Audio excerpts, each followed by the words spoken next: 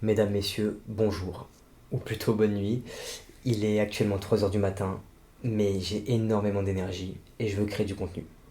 Alors, on parle beaucoup du relâchement des bras en course à pied.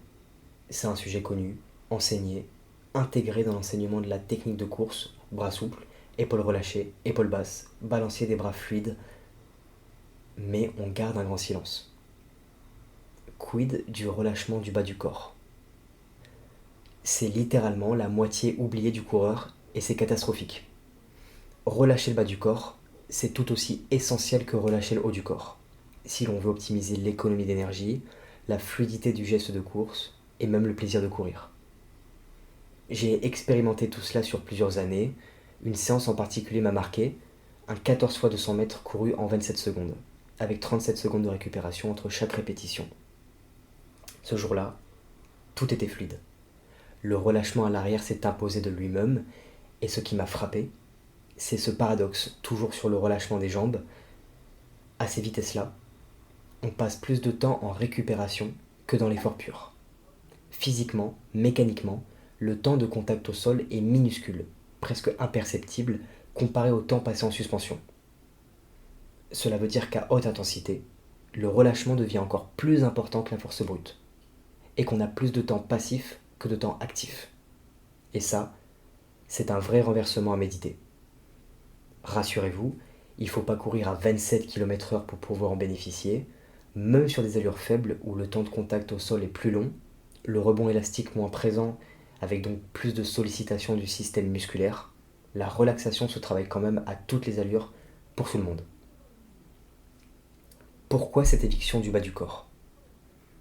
Nous avons tous un schéma corporel, une sorte de carte intérieure de notre propre corps.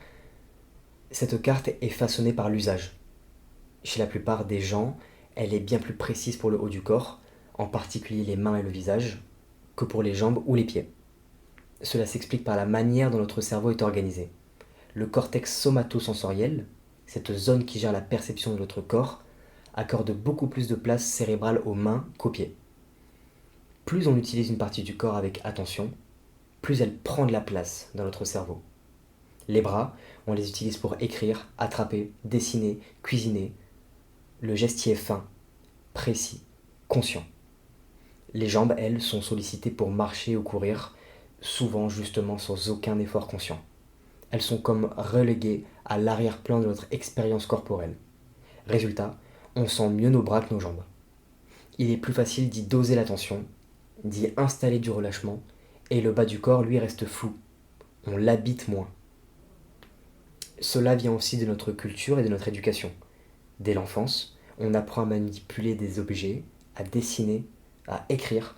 Les jouets occidentaux pour enfants également sont centrés sur les mains. L'école valorise l'intellect, l'écriture, les gestes fins. Les jambes, elles, n'entrent que très rarement dans les apprentissages conscients. On apprend à marcher enfant, et après plus rien.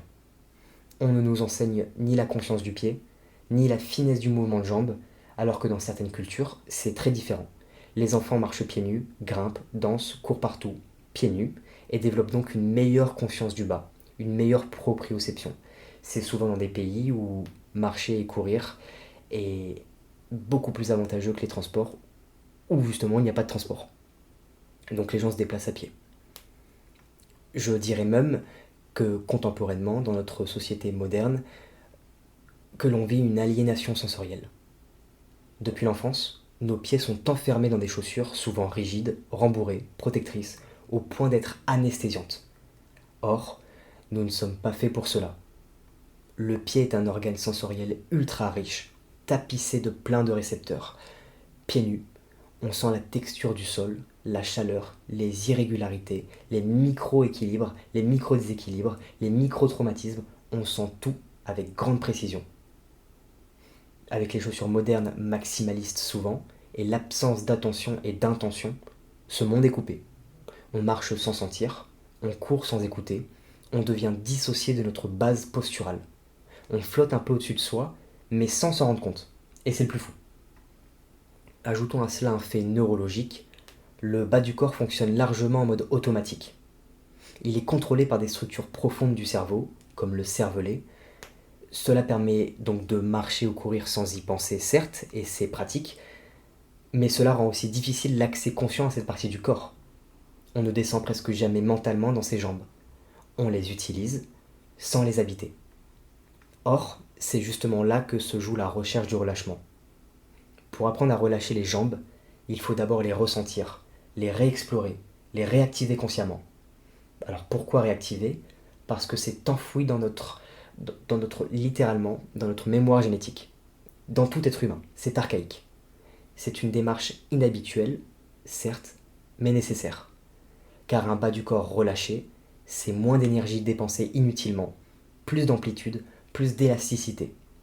C'est une course plus fluide, plus vivante, tout simplement.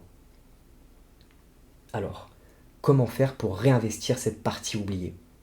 Voici 5 pistes concrètes. 1. Marcher pieds nus sur des surfaces variées. Terre, herbe, cailloux, bois, feuilles, pour réveiller la sensibilité des pieds. Éviter les terrains blessants. 2. Pratiquer le Qigong, de la médecine traditionnelle chinoise, ou le yoga, des disciplines qui ramènent l'attention dans le bassin, les hanches, les jambes. Je pourrais en parler davantage dans des prochains épisodes, ça mérite des épisodes spéciaux. 3. Danser librement pieds nus, sans chorégraphie, en laissant les jambes s'exprimer spontanément sur des musiques libres. J'aime énormément la danse contemporaine pour cela. 4. Courir de temps en temps pieds nus ou en chaussures minimalistes, sur terrain souple, pour retrouver des sensations oubliées. À faire progressivement, car c'est un stress mécanique supplémentaire. 5. S'allonger au sol, fermer les yeux et scanner son corps mentalement. Où sent-on le plus de présence en fait? Les jambes sont-elles aussi vivantes que le reste? C'est des questions à se poser. Et la réponse est oui. Mais à quel point en avez-vous conscience? C'est ça la différence. Ces explorations sont plus que de simples exercices, ce sont des actes de reconnexion. Reconnexion à son corps dans sa totalité. Reconnexion à une part de soi qui dort. Et en réveillant cette moitié oubliée, on court mieux, on court plus juste, on court entier. Et ensuite, on se fait accompagner pour courir relâché. Il faut bien comprendre que neurophysiologiquement, ce n'est pas qu'un laisser-faire. C'est un acte actif du système nerveux parasympathique. Il faut désactiver les motoneurones excitateurs qui maintiennent une tension inutile. Cela suppose donc une inhibition volontaire qui demande de la pratique et de la conscience. À titre métaphorique, une technique de relaxation profonde en course à pied consiste à cultiver un cycle arrière, donc un cycle de course où la jambe part vers l'arrière en extension pour faire un talon-fesse. Et ce cycle arrière des jambes doit être à la fois élastique et mou, tout en maintenant une structure technique hypertonique. Concrètement, cela signifie que lorsque la jambe passe en arrière après la poussée, on n'essaie pas de contrôler ou de forcer ce mouvement, c'est un élastique qui est autonome.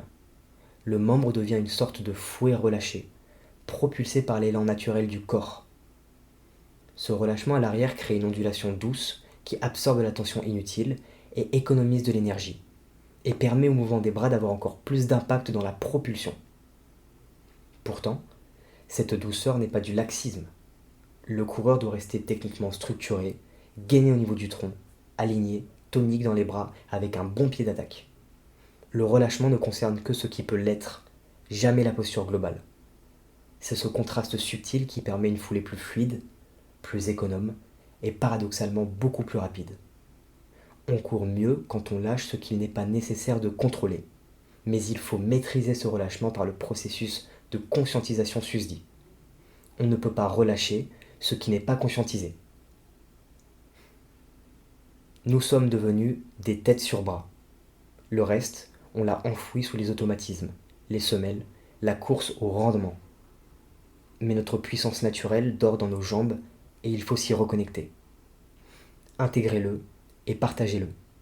À vous-même, à vos proches, à vos enfants. C'est essentiel. Sur ce, merci pour votre écoute, prenez soin de vous et à bientôt.